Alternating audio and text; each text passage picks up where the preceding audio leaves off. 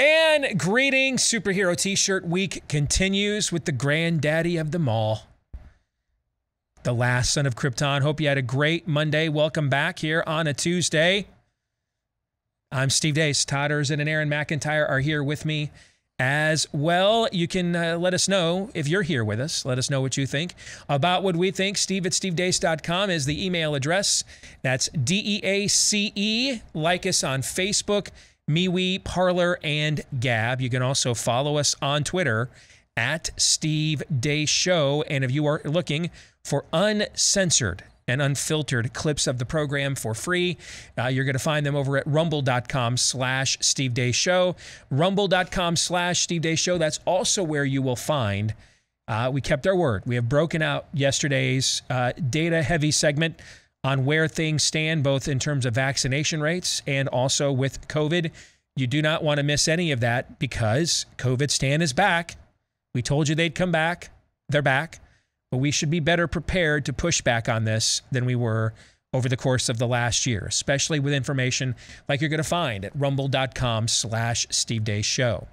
Coming up on the show here today at the bottom of the hour, the one and only Michael Knowles from the Daily Wire will be joining us to discuss his new best-selling book about the freedom of speech, or lack thereof. Next hour, we are going to have a thought exercise for fake news or not. I'm going to walk you through how we need to read and dissect news in this day and age. And this was a joint effort. It was something I walked through in real time before I got on a plane Sunday morning with members of this audience on Twitter. We're going to walk you through that process step by step. Do not put yourself in a situation where, hey, you guys trust us, so you just kind of let us tell you what the news is. Don't do that. Don't do that. Nobody's that trustworthy. You know, I was sitting in a hotel in Michigan Saturday night after I got done speaking. I'm flipping channels and Almost Famous is on. I had not seen that movie in years. And I stumbled upon the part where Philip Seymour Hoffman's character says to the kid, "They made you feel cool, didn't they? I know you, and you're not cool." You know that scene I'm talking about? Oh, yeah. It's a great scene, right? Likewise, don't let us make you feel like we are impervious to bias or mistakes, completely and totally trustworthy. I know all three of us. We're not that trustworthy. Fair? No one is. No one is, okay? That's why we want to teach you how you can even vet us and vet all the news that you are being fed nowadays. That's what self-government is about. We take this responsibility upon ourselves. So we're going to walk you through that coming up next hour with fake news or not. Make sure you're paying attention to that. And then for Pop Culture Tuesday, we're going to discuss what's going on in college football, but not from a competitive or athletic standpoint. We're going to discuss how this story of what's happening in college football is a real-time demonstration of the systemic collapse of the American worldview on really every side of the culture war. Everybody's worldview has failed. Every worldview has failed. Whether it's based on tradition and legacy on the right or egalitarian agency on the left, everybody's worldview failed because every worldview on this planet will fail if it's not tethered and attached to the creator of the planets. It doesn't matter from what side of the aisle it comes. Eventually, we can't restrain human nature. Eventually, every belief system that doesn't begin with its accountability to the most powerful force in the cosmos will end up breaking everything. And that's what you're watching right now in college football. We will discuss that coming up at the end of the program as well. One of the things that got discussed quite a bit when I was speaking in Michigan over the weekend, people commenting on my glasses. A lot of people liked the new glasses from our friends over at Better Spectacles, and they're now offering these authentic German-engineered Rodenstock eyewear. That's what I'm wearing right now. And I'm not even actually wearing what I wear around town. That's another pair. I'm wearing these is it called the blue light, right, Aaron? Right? Yep. To protect your eyes, the blue blockers, right? These are German-engineered Rodenstock eyewear available now For the first time here in the U.S., a 144-year-old company considered the world's gold standard with over 500 patents, and they're expert opticians. They also specialize in difficult prescriptions like mine. For example, this is the one area where I'm a bit of a progressive. I'm a little nearsighted, a little farsighted, all right? So they can handle just your standard script or your more contrarian, problematic one right now. And they're offering you 61% off their Go Spec lenses to get you started as an introductory offer. 61% off plus free handcrafted rodent stock frames when you visit betterspectacles.com/Steve. Again, that is betterspectacles.com/Steve. And now, without further ado, here is Aaron's rundown of what happened while we were away. What happened while we were away, brought to you by Singing a Little Louder. Some blue checkmark named Dan Hodges tweet, "The anti-vaxxers have had their fun. They're now engaged in open incitement to murder. It's time for arrests, prosecutions, and serious jail time." Here's New York Governor Andrew Cuomo. We have to get in those communities, and we have to knock on those doors, and we have to convince people and put them in a car and drive them and get that vaccine in their arm. And here's California Governor Gavin Newsom after the state mandated vaccination for all state workers or else mandatory testing. You don't have a choice to go out and drink and drive and put everybody else's lives at risk. That's the equivalent. Look, we don't even have to have that debate if we can just get everybody vaccinated that's not vaccinated, that's refusing to get vaccinated, that's living vaccine-free and impacting the rest of us. It's like drunk drivers. You don't have the right to go out and drink and drive and put everybody else at risk, including your own life at risk. On CNN, former Planned Parenthood boss turned medical analyst Dr. Leanna Wen says, I think it's really important that vaccinated people stop thinking that we're fully protected. We're very well protected, but as long as there are people around us who are continuing to spread COVID-19, that's actually making us less safe. And I also think that the idea of all of us going back to wearing masks again, a lot of people don't want to hear that, but we should actually not see this as failure of the vaccine. We should see it as the failure of individuals to make the responsible choice. Learning German today, today's phrase is, the state must act as the guardian of a millennial future in the face of which the wishes and the selfishness of the individual must appear as nothing. It must put the most modern medical means in the service of this knowledge. Der Staat muss als Hüter einer tausendjährigen Zukunft agieren, vor der die Wünsche und der Egoismus des Einzelnen als nichts erscheinen dürfen. Utah Senator Mike Lee made a hostage video because apparently he's a pansy now too. As we make strides to beat the pandemic, let me share with you why I chose to get the COVID vaccine. I'll remind you, Lee not only had COVID last year, but as you just heard, he got the vaccine as well. A new study published at Cell.com finds natural immunity seems to be quite durable as one would expect for COVID-19. That same paper also found that COVID vaccines do virtually nothing to help develop T-cell immunity or the longer-lasting variety of immunity.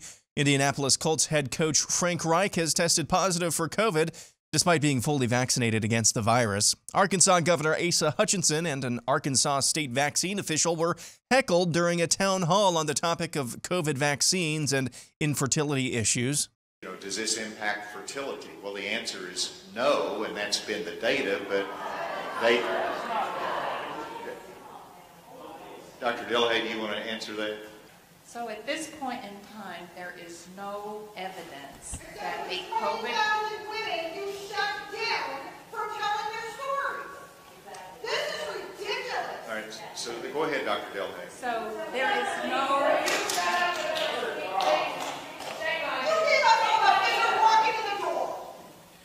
Go ahead, Dr. Dillhay. So there is no medical evidence at this time that the COVID vaccines impact fertility.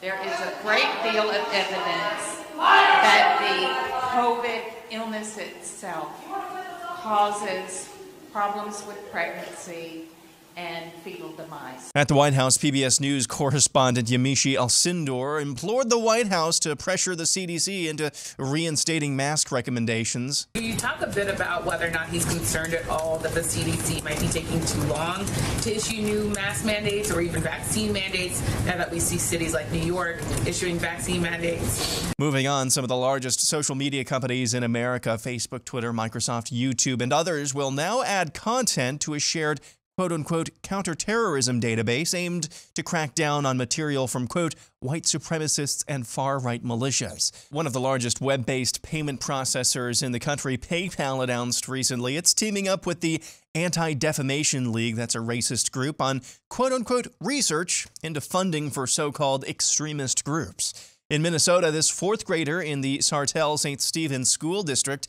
called out the school for making her take a so-called equity survey. Listen to what she says the teachers told her not to do. One question asked us what gender file we identified with. I was very confused along with a lot of other classmates. A boy in my class asked my teacher if his mom could explain the question to him because even after the teacher explained it, he still didn't understand. My teacher told him that he was not allowed to ask his mom and that we could not repeat any of the questions to her parents. AOC, your thoughts? Why don't you want our schools to teach anti-racism? Why don't Republicans want their kids to know the tradition of anti-racism in the United States? In completely unrelated news, former U.S. Senator Barbara Boxer was assaulted and robbed while walking on the streets of Oakland, California this weekend. And finally, this headline from the Babylon Bee: Founding Fathers strapped down in graves to prevent further spinning. And that's what happened while we were away. All right, let's get right to some of the things in Aaron's montage here today. First and foremost, I want to address Mike Lee and anybody else like him or thinking like him, like, say, my friend Ted Cruz or anybody else who's got some consultant or somebody in their staff telling them that they need to make this kind of a video. Don't.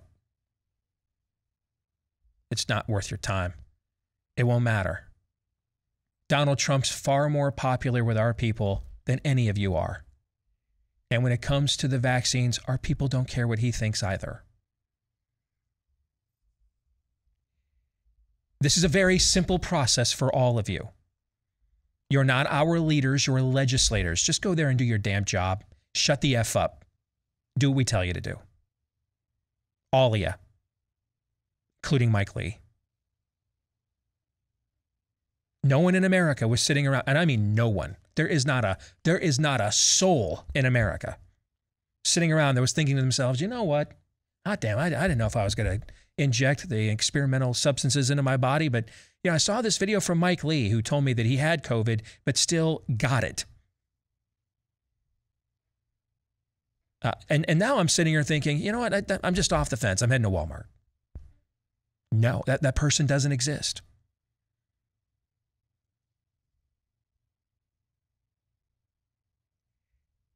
We're not stupid. We have unanswered questions, Mike. We're not fools.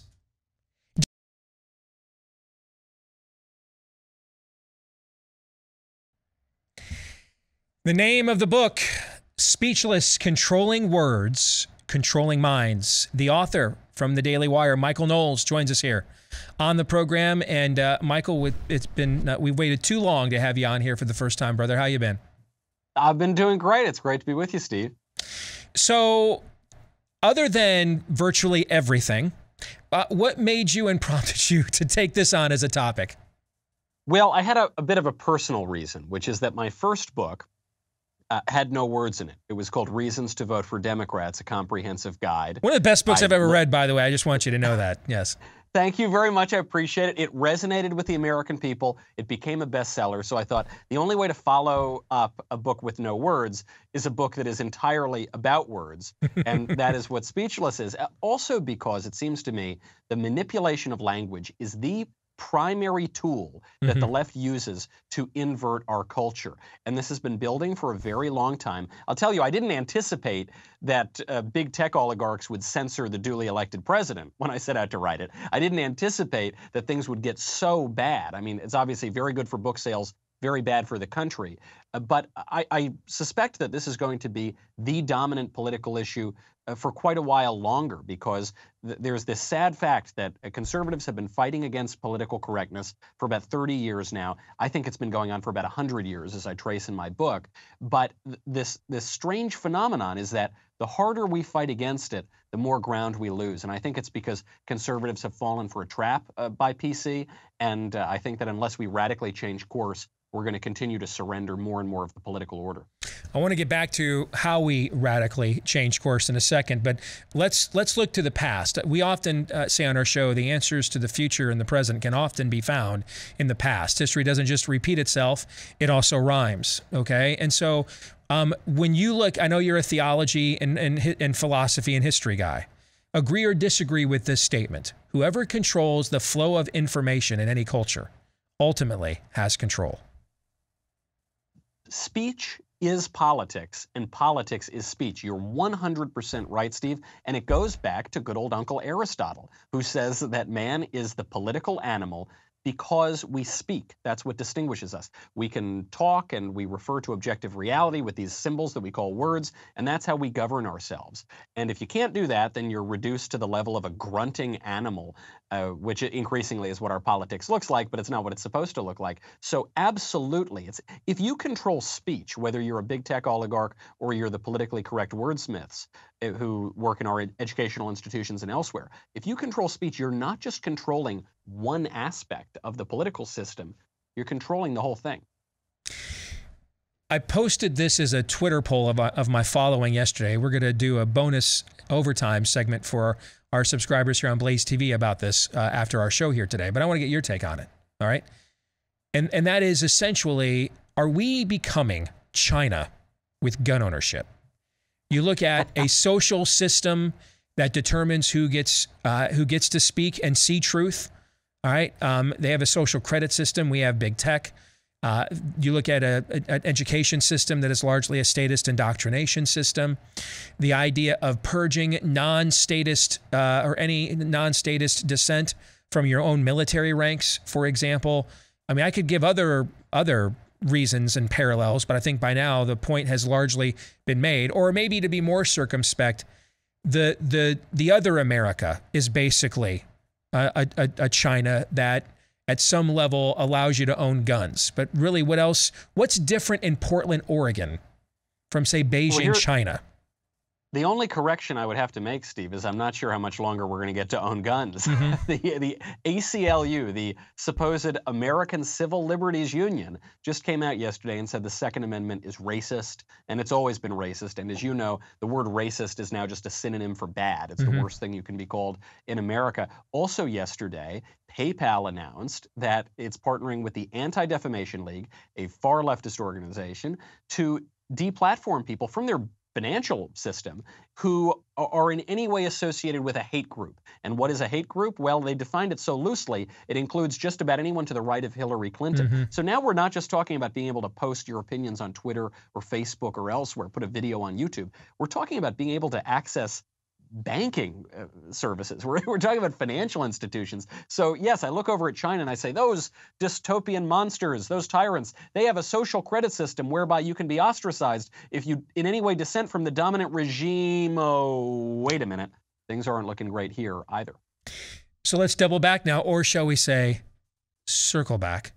On radically changing course. You used that phraseology a few minutes ago. What does that look like for our side?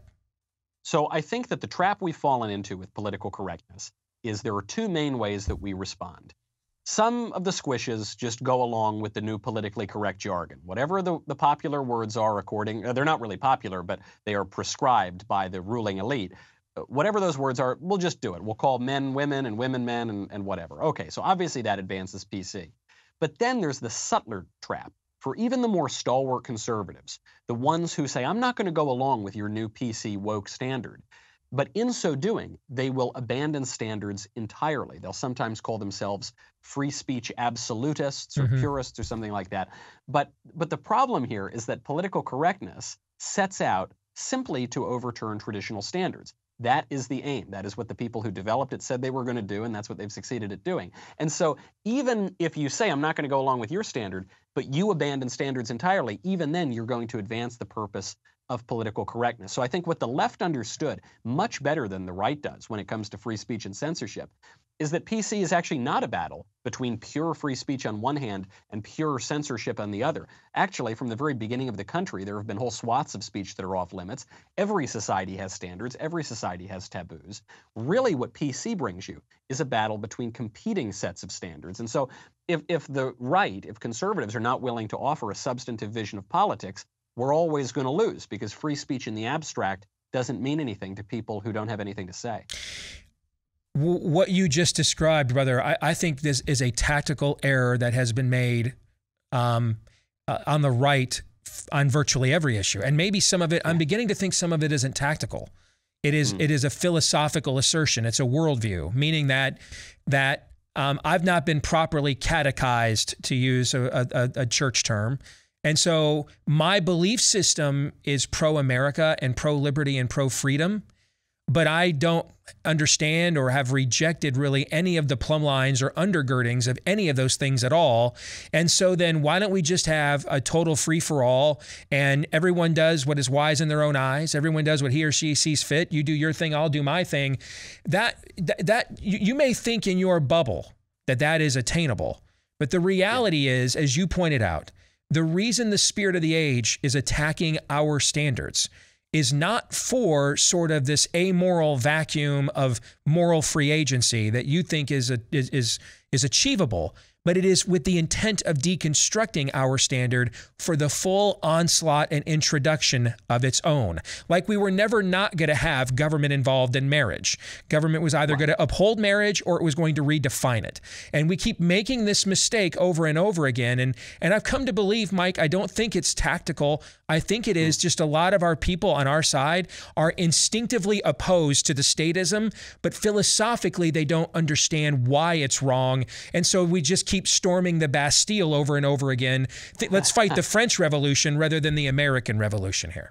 Right, but we have to remember, we're not anarchists. We don't want no government or super itty-bitty government. We want limited government. So we want the government to observe its proper limits, but surely having something to say about the definition of marriage, surely that falls within those limits. Marriage is the bedrock political institution. Every state in all of human history has had something to say about marriage because it has something to say about children. It has something to say about the way society works. And so when we talk about cancel culture, for instance, cancel culture is nothing new because all cultures cancel. We all think that certain things are so abhorrent that they should not be permitted in polite society. The question is, what are you going to cancel? In the 1950s, you would be canceled for being a communist. Mm-hmm. Today, you will be canceled for not being a communist. Mm-hmm. The canceling remains. It's just the standard by which one will be ostracized and canceled. What's the end game? The end game here is we need to be able to reassert a positive vision of society. And I know conservatives haven't done it for a long time. I suspect in some cases, as you say, Steve, it's just because they're a little bit confused and they've been brainwashed by a leftist culture. But in some cases, I think it's because they're cowards and they don't want to actually risk anything. There has been an argument made very seriously on the right that we need to permit drag queen story hour. Mm-hmm. The drag queen story hour is one of the blessings of liberty. And you can hear James Madison rolling over in his grave at the very thought of that. Well, to take that argument seriously, what people are saying is, if we stop perverts from twerking for kids at drag queen story hour, why, they'll stop us from going to church on Sunday. Right. Which, practically speaking, they've already been doing for about a year now. Mm-hmm. But even beyond that, if you're really telling me that we can't discern between a pervert jiggling for a kid and a pastor preaching the gospel, if you really think we can't tell the difference, then what you're saying is we don't have faculties of reason, we don't have moral judgment, and what that means is that we're not capable of self-government. When John Adams says the Constitution's built for moral and religious people, that's what he's talking about. And so if we are not willing to make those distinctions between true and false and right and wrong and good and bad, that's fine. We can admit that, but then what that means is that the left is going to run the culture. And if that is a moral equivalency, and this is what I've wrestled with the last few years, okay, and the last few years have radicalized me more than I ever thought imaginable when I got into this business. But essentially, if that's the social compact now, if that's the bargain, then I'm not a Tory anymore. I'm not a conservative anymore. I'm not interested in conserving that society. I want to defeat it. I'm a revolutionary now. You know, I'm interested in conserving things that are true, good, noble, beautiful. I'm not interested in conserving an arrangement that you get to corrupt the children at the library every day of the week so that we can put them in a Sunday school 1 hour a week. That's not a social compact that I'm after. I want to defeat that society. This is a really important distinction because what happened and what I trace in Speechless is you had a set of standards. You had a kind of traditional society. A lot of the radicals who developed what became PC said that the conservatives have cultural hegemony and we've got to upset everything and we've got to make every settled matter become political and open to public scrutiny. The second wave feminists did this very well in the 1970s. And so once everything's up in the air and unsettled and being debated, then we're going to resettle all the standards on our terms. And you've seen that happen over the last 50 years. So you're right. We are not defending or trying to conserve what has become the recently settled standards. We are trying to return to something that is more noble, more good, more true. That requires a serious vision of politics. That requires recognizing a transcendent moral order. That requires looking back to our forebears and saying they're not all evil, terrible, racist, whatever term they're going to use, that actually we can learn something from them. It requires a little bit of humility if we want to, once again, just as the left did, unsettle their new standards and then resettle them again on lines that are much more conducive to a flourishing society. It's a #1 national bestseller for a reason. Name of the book, Speechless, Controlling Words, Controlling Minds, from Michael Knowles at the Daily Wire. Mike, fan and respect your work, brother. Thank you for joining us here today on the show and appreciate the times you've had me on your program as well. Right back at you, Steve. Thanks for having me. You bet. Take care.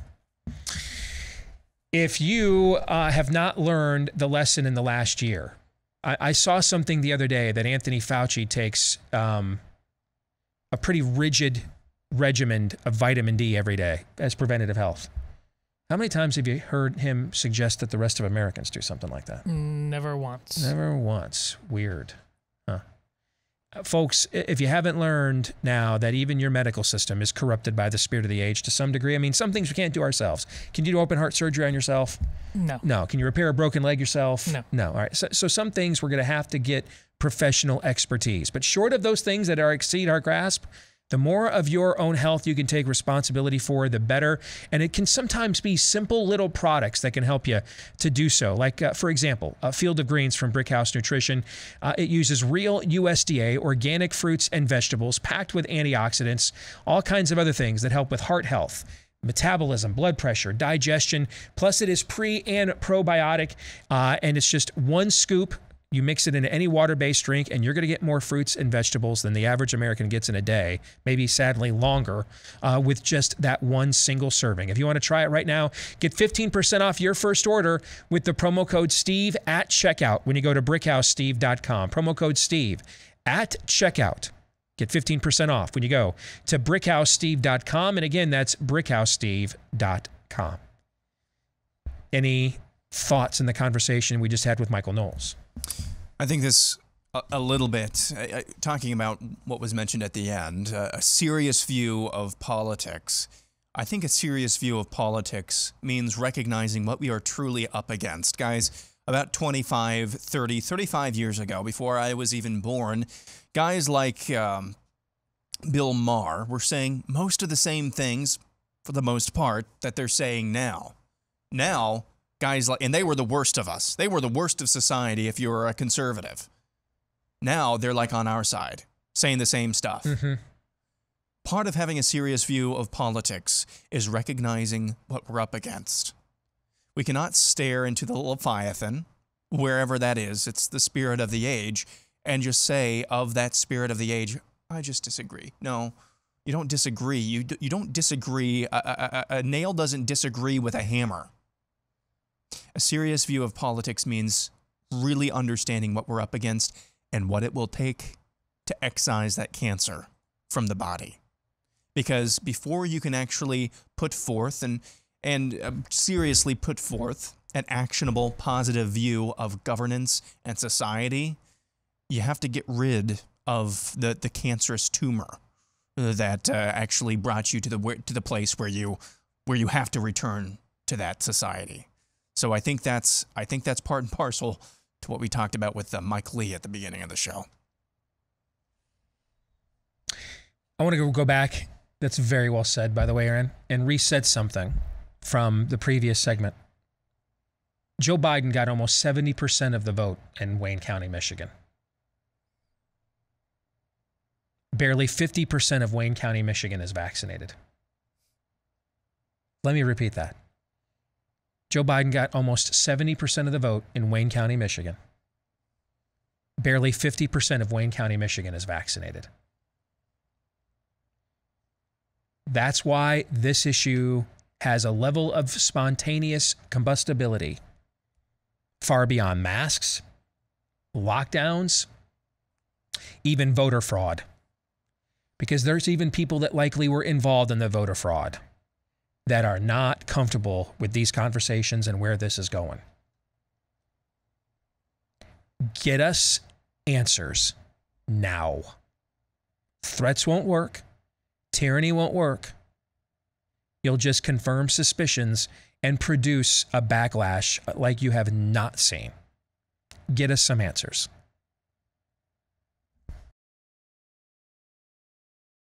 Whether it's your back, those knees, your neck, your shoulder pain, if you've got chronic pain, you know, that stiffness, achiness that just won't go away, chances are the underlying cause of all that achy stuff is inflammation. And you want to defeat that inflammation before it causes permanent or worse damage. And if you're looking for an all-natural anti-inflammatory, that'll do just that for you. Backed by 35 years of clinical research, and then it's also backed by yours truly. Check out Omega XL because it will attack the inflammation that's causing your pain. It's part of my daily regimen. And now, if you want to make it part of yours, you want to try it, see if you like it, see if you don't see the same kind of results that I have seen, you can buy one bottle, get a second one for free right now when you go to omegaxl.com/Steve. Omega, just like it sounds. omegaxl.com/Steve. Buy one bottle. The second one is for free at omegaxl.com/Steve, or just give them a call. 800-844-4888. Again, that's 800-844-4888. All right, let's get to Pop Culture Tuesday. This is when we look at the intersection between pop culture and conservatism, and one of the most shocking sports stories in recent memory transpired last week because there wasn't even an inkling of it. It just flat out just people were blindsided out of nowhere. And this is the news that Texas and Oklahoma are leaving their conference, the Big 12, and heading to the Southeastern Conference. Now, Texas is the #1 revenue-generating athletic department in the country, and Oklahoma, I believe, is 8th or 9th. So neither one of these programs, these university athletic departments, are wondering where their next meal is coming from. They're doing okay. They're doing pretty good, okay? They also were in a league that they completely dominated. They could do anything they wanted. The league would, any rule, it would let Texas have its own television network on top of its, so the conference doesn't have a television network, but it gave Texas its own. I mean, they let these two teams, because they knew how vital they were, have anything they wanted. It still didn't matter. And those two teams have ejected on them now to join a Southeastern Conference that was already a behemoth with names like Alabama and LSU and Texas A&M, but now even more so. I want to discuss this for a few minutes for Pop Culture Tuesday, not from the sports angle, because these teams, I don't think it'll be till 2025. That's when the contract ends. My guess is they'll figure a way to start it sooner than that, but we don't. It could be not for another 4 seasons before we ever see those elite teams in that league. Instead, I think there's a broader worldview conversation to be had here. And I think this story indicates that the American worldview has collapsed, like entirely, like on every side of the cultural divide. It's just collapsed. Michael Knowles and I were just kind of having a similar conversation. You know, that the idea of let's just have no standards. A lot of people on the right, that's what they want to say. We hate the left standards, let's have none. Well, okay, they're still going to do theirs. So they're going to still impose theirs on you, but then you have none. I mean, that doesn't work, right? What happened here is left-wing utopian institutions, awash, drenched in progressivism. The longtime head of Oklahoma University, a former Democrat Senator, David Boren, who passed away recently. Texas, Austin is, considered almost its own community within the state of Texas. These progressive left-wing institutions just taught us again that human nature is not basically good, which is essentially their cardinal mantra. That's the number one assessment of their worldview begins at human nature is basically good. That's how utopia is achievable. Over the last couple of years, the commissioners of the Big 12 and the Southeastern Conference have been working together on a new college football playoff format. And the commissioner of the SEC knew all along, at least for the last 6 months anyway, that they were working on bringing Texas and Oklahoma in and raiding their conference and taking them away, and not a word was said. Texas and Oklahoma provided really no heads up. They just had Big 12 media days last week and just blindsided all of these partners, blindsided them all. Why? Just to make more money. I mean, it's a lot more money, yeah. But it's a little bit like, how many more jobs does Texas need to import before you just turn the state blue because you brought so many blue state voters into your state? And so they're the last 3 points that Beto needs to beat Ted Cruz next time, right? I mean, yeah, it is more money, but Texas is pretty wealthy now, right? Yeah. So I guess you just make it wealthier that you get a Democratic governor, and it won't be Matthew McConaughey, it'll be a real Democrat. I mean, how much more money do you need? When is enough enough? Human nature doesn't ask itself those kinds of questions on its own. Human nature is unbridled. I got to go for mine because you went for yours. And so you saw left-wing progressive academia. Their worldview collapsed on an institutional level just to pursue more money. Nothing more craven than that.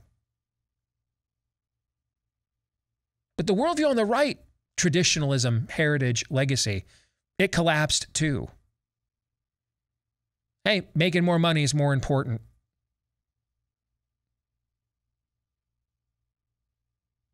Oklahoma just left its fellow member institution, Oklahoma State, on the side of the road. Say it. We're out 5,000 G. Again, these were already top 10 money earners. These aren't folks escaping Honduras to come to America. They just did this for a couple more pieces of a share price. Why? Texas has averaged 7 wins a year this decade. Don't tell me this is about winning the national championship. Texas can't beat Iowa State right now. You're going to be the 5th, 6th, 7th, 8th best program in the SEC tomorrow. No. This is just about craven money. And so tradition, heritage, legacy, gone. Out the window. Doesn't matter. There's no standard. Just like many on the right want it that way nowadays. No standards. We just oppose their standard, and then I can do whatever I want. That actually feeds the instinct of what we are up against. And so what we learned from progressive academia, human nature is not basically good. We cannot put a check and balance on our own craven desires and instincts, but we will follow them all the way to the end. And here's what the end could look like. It's on the table that you're looking at. By the time this is all said and done, maybe 40, 50 teams play college football. Right now, there's 130 that offer full ride scholarships to 85 players apiece. Let's get rid of 60 of those schools, 70 of those schools, 80 of those schools. That's how many full ride scholarships gone? And by the way, most of those full ride scholarships, are they going to white kids in the suburbs? Where are they going to?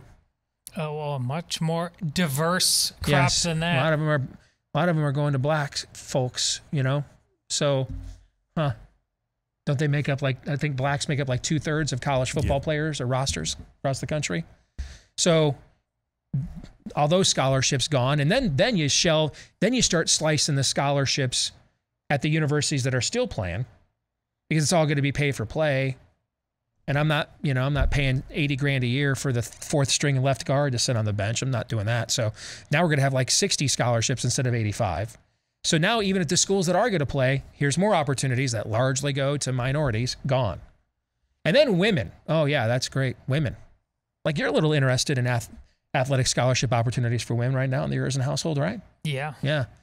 So guess what they get to do if they cut the college football scholarships down to 55 or 60? Guess what they then get to finally do? Get rid of girls' sports. Get rid of girls' sports now, because now Title IX is not applicable. They just get rid of basically all Olympic men's sports, get rid of them all.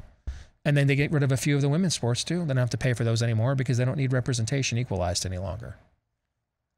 And so now all of a sudden, because the left-wing progressive institutions really truly believed human nature was basically good, they devised a system that, get this, will actually take agency away from minorities. You know, like we've seen in every single country that has tried this level of socialistic, communistic theorem. The same thing happens every time because they deny the nature of human nature. Name, image, and likeness that. Yes. Oh, but before we raise our noses on high here on our side. Oh, nope. Truth's a double-edged sword, brah. When capitalism is untethered from anything of meaning or purpose, it'll become corporatism, cronyism, and then eventually devolve into robber baronism. That's what's going on here.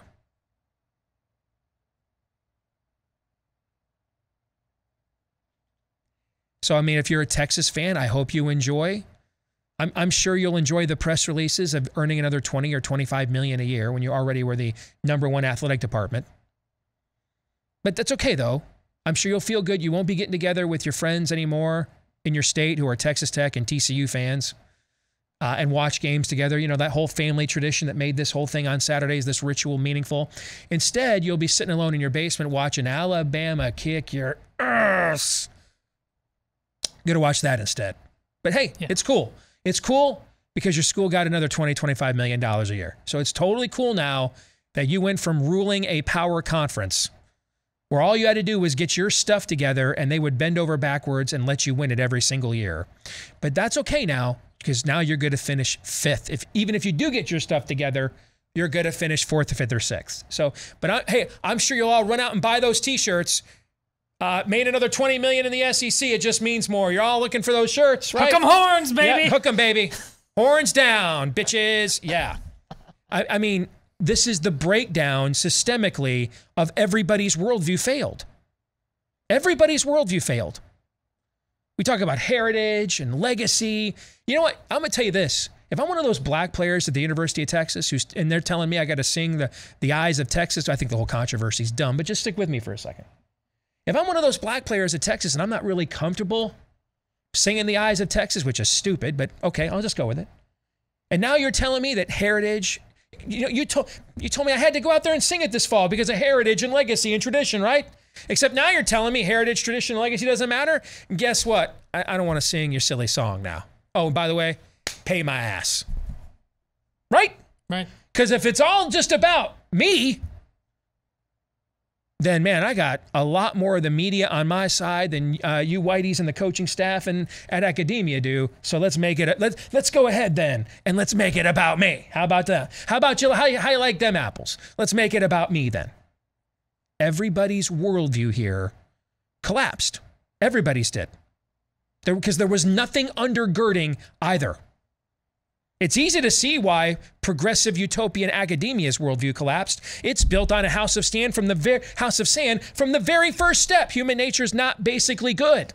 So it was always going to fail. It fails every time we've tried it. But on the other side, history, tradition, legacy, when not tethered to anything, it collapses too.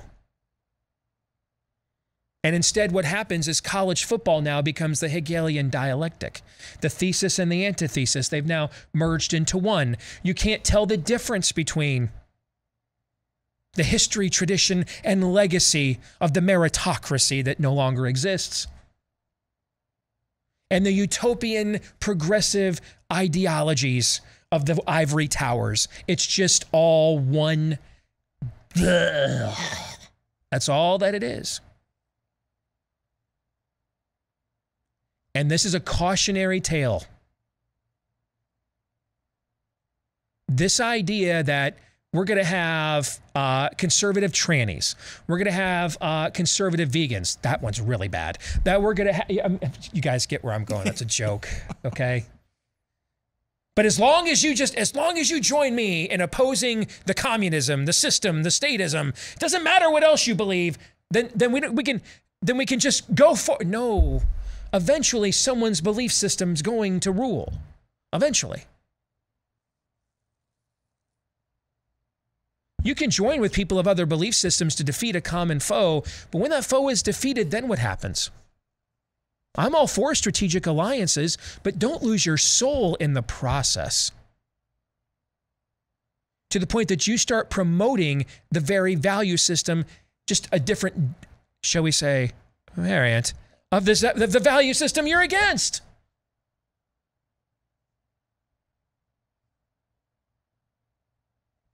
Everybody, each side, everybody's worldview collapsed. And that's what we're heading for in our country. Without a recovery, a proper catechesis of what it means when your rights come from God, without a proper understanding of what human nature is, what freedom and liberty, those words mean and what they don't, eventually we are just given over to our own desires. So for you Texas fans, I hope the extra $20 million or so your athletic department will rake in that it doesn't need, with a track and field system at that school better than hell half of Division I's football stadiums. I hope you enjoy that money as they continue to jack ticket prices up on you to now finish 5th, 6th, and 7th in the SEC every year. I hope you enjoy it. Hope it was worth it to you. Any thoughts? Well, I've just happened within the last 2 weekends to be inside the soccer and track locker rooms at 2 Division I Power 5 schools. They're doing all right. They're doing all right. Which begs the question of purpose. All of this is ultimately fundamentally about purpose. You come to the age of 18 that we picked at adulthood, and this thing called university is supposed to be about the elevation of the human condition on multiple fronts, just like the Greeks did, mind, body, and soul, and then carry forward and do it again and again and again to see what the true limits of this thing called human achievement can be. And if you turn this into anything other than that sense of purpose and create idols out of business or wokeness or anything like that, you end up breaking everything. May we pray that a phoenix rise out of these ashes, because that's what it is. By the way, David Bourne just retired. Not of the permanent variety. Wanted to correct that. John 3:17.